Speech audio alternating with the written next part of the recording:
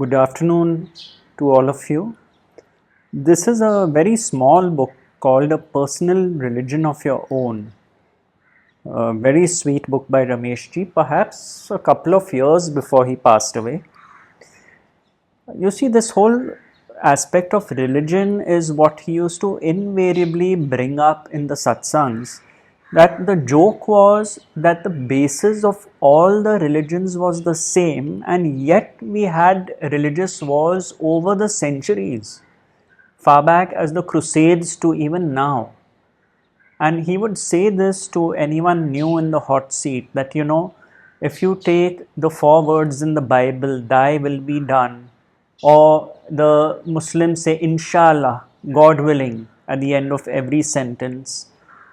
And in the Hindu scriptures, he would refer to two sentences, one of which I remember was, Tumeva karta, tumeva bhokta. And then there was the other sentence, means thou art the doer, thou art the experiencer, thou art the listener, and so on and so forth. So he kept saying that each religion was actually telling us the same thing, and yet this was the biggest irony, that there were religious wars.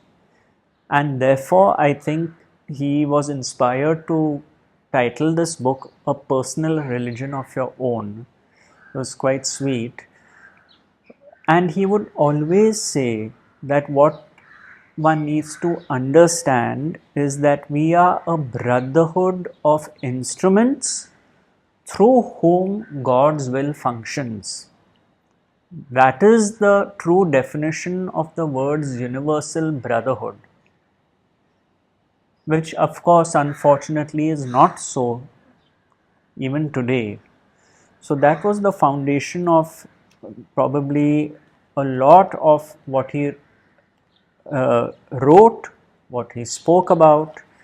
And coming to this book, I have marked very few quotations just to see things in a different light. So let's look at what we have here.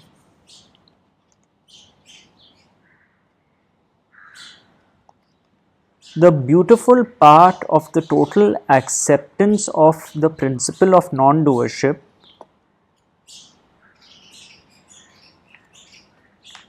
let me say that again. The beautiful part of the total acceptance of this principle of non-doership is that you do not get solutions for your problems, but that the problems themselves do not arise. This is because problems are usually based on relationships, and this understanding that there is no doer of any deed inevitably and invariably leads to a harmonious relationship with the other. No one is to be blamed and no one is to be condemned. That's it. It was so simple.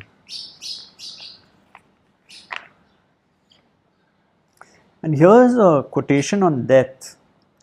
The fact of the matter is that death means the release of the impersonal consciousness from the captivity of the body, which it had itself created to live as a me, so that it again became the impersonal consciousness.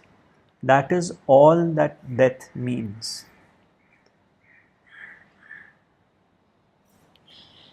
You see, I remember when I first met Rameshji, he was 83, I think, roughly 83.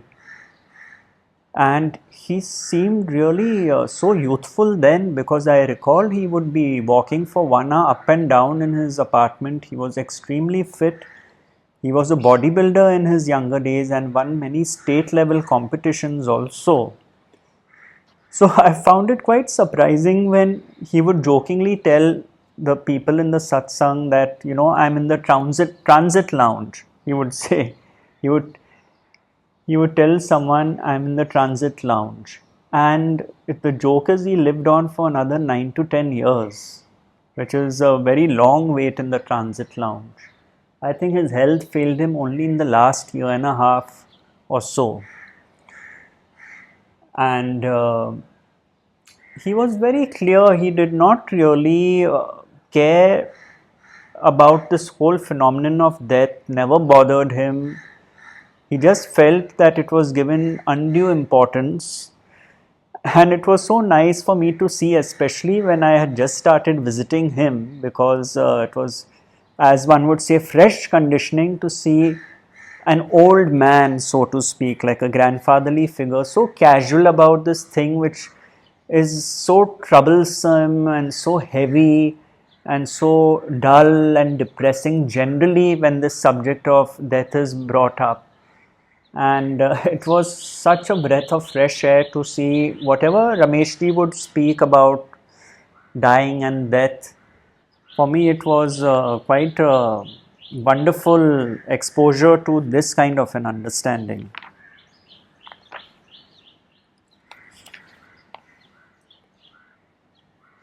And so, in that vein, he says here, who cares? Who decides?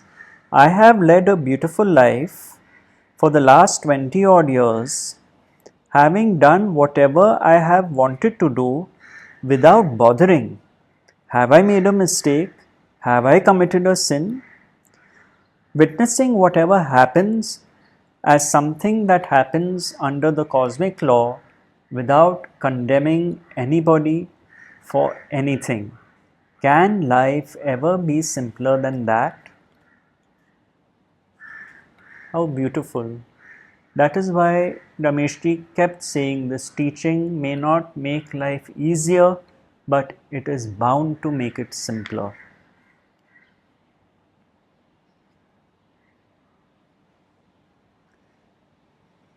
And in the conclusion, which is titled Happiness Through Peace of Mind, here he says, it is usual for the human being to seek happiness through money, fame, power, or something like that.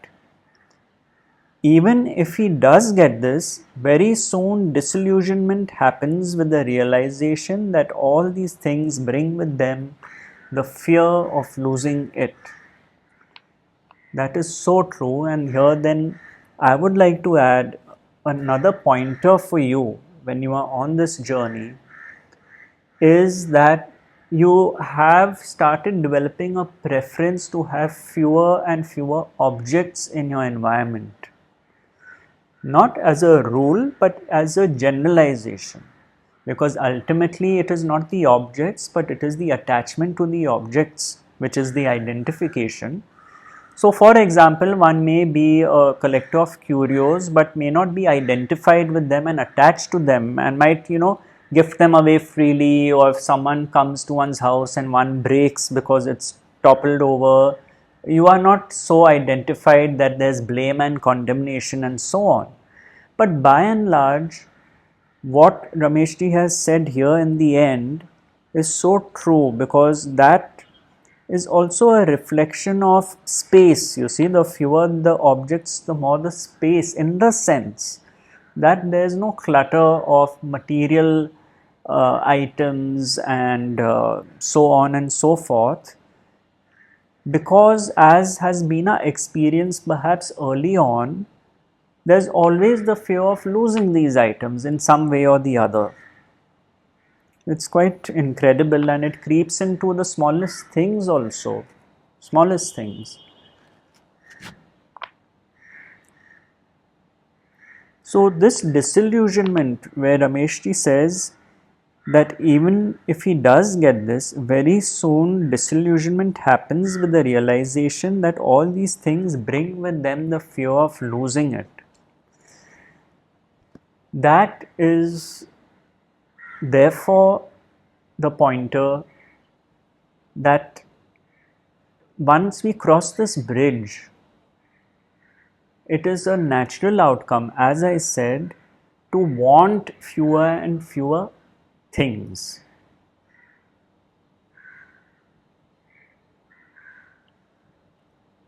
So that's it for now from this small booklet which we've finished, A Personal Religion of Your Own. And we shall move on to another book in the next podcast. I hope you've enjoyed this. It's a quiet afternoon here. It's still the lockdown times in Mumbai. and it is a joy for me to rediscover these writings and to share them with you. All the best for now.